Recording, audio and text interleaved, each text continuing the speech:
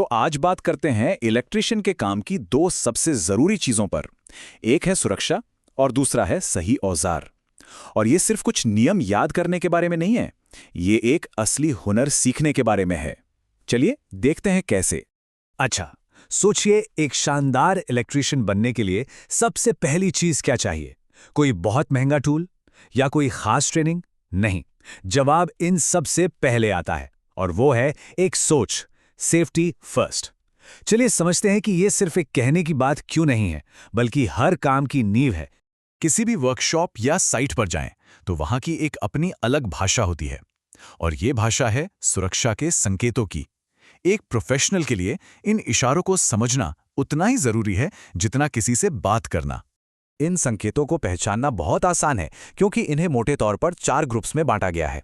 हर group का अपना रंग, अपना आकार और एक सीधा सा मतलब होता है।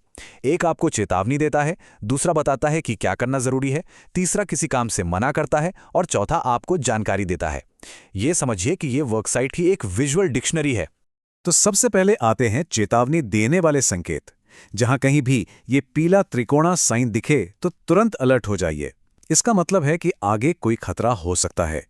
ये एक तरह का विजुअल अलार्म है जो कह रहा है सावधान, यहां ध्यान देने की जरूरत है। फिर आते हैं ये नीले और गोल संकेत।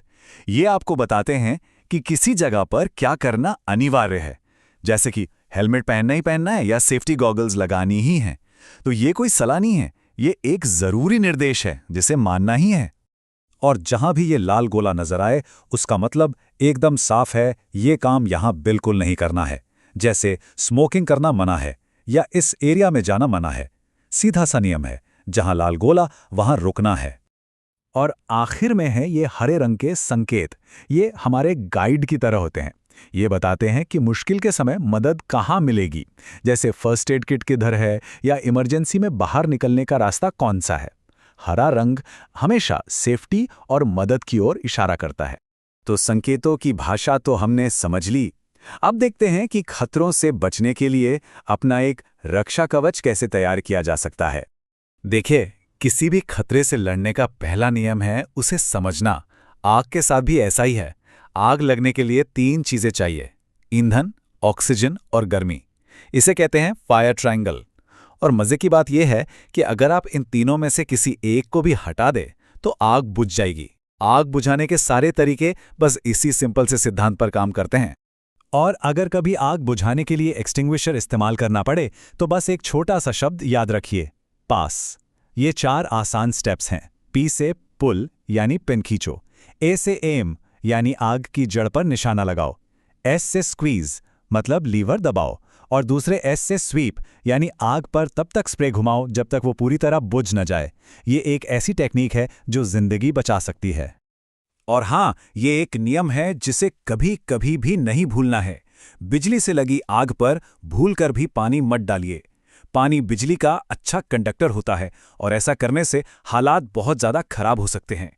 ऐसी आग के लिए हमेशा CO2 या दूसरे सही तरह के एक्सटिंग्विशर का ही इस्तेमाल करना चाहिए। हमारा रक्षा कवच, पर्सनल प्रोटेक्टिव इक्विपमेंट यानी PPE के बिना अधूरा है। हर चीज का अपना एक खास काम है। रेस्पिरेटर हमें धुएं से बचाता है, गॉगल्स आंखों को, ईयर मफ कानों को और एप्रन हमारे शरीर को सुरक्षित रखता है। सही PPE चुनना कोई ऑप्शन नहीं है, ये एक जरूरत है। ठीक है, हमने तैयारी कर ली, लेकिन अगर फिर भी कोई दुर्घटना हो जाए तब क्या? ऐसे में सही जानकारी और सही रिएक्शन ही सबसे बड़े हथियार होते हैं। ये नंबर 60, इसे हमेशा याद रखिए। इसे गोल्डन आवर कहते हैं। किसी भी गंभीर चोट, खासकर सिर की चोट के बाद पहला 1 घंटा बहुत कीमती होता है। अगर इस 1 घंटे के अंदर सही मेडिकल मदद मिल जाए तो किसी की जान बच सकती है और उसके ठीक होने की उम्मीद कई गुना बढ़ जाती है। अगर कोई सांस नहीं ले पा रहा है तो मदद करने का सही तरीका इस बात पर निर्भर करता है कि चोट कैसी है।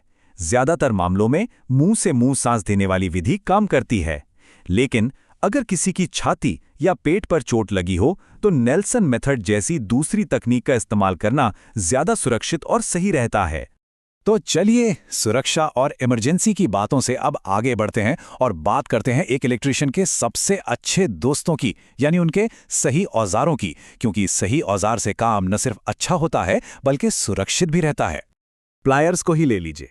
सब एक जैसे दिख सकते हैं, पर हर एक का काम अलग है।